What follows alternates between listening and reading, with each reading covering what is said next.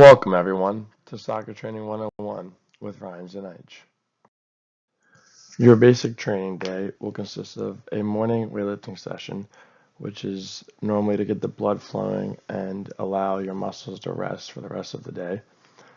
After the lift, an afternoon practice session, which is to keep your mental and physical body in the game while learning how to play more soccer. And an evening conditioning session, which is typically a good cool down after having practice and weightlifting to get the body a good run.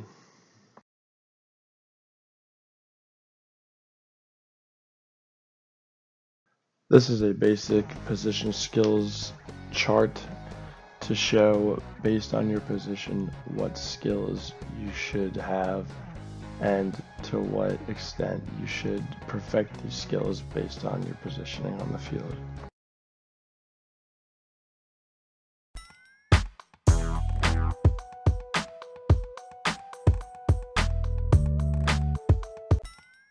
This is a World Cup results chart based on the past 90 years. In this chart, you will see the top 5 teams with the most wins in the past 90 years.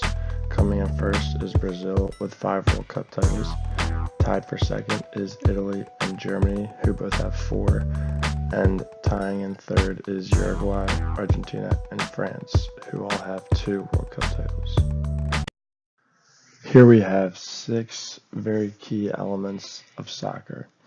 These fundamentals are your touch, your dribble, communication, your shot, your pass, and your physicality.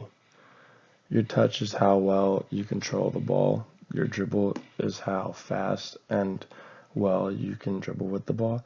Communication is how well you talk on the field with your teammates.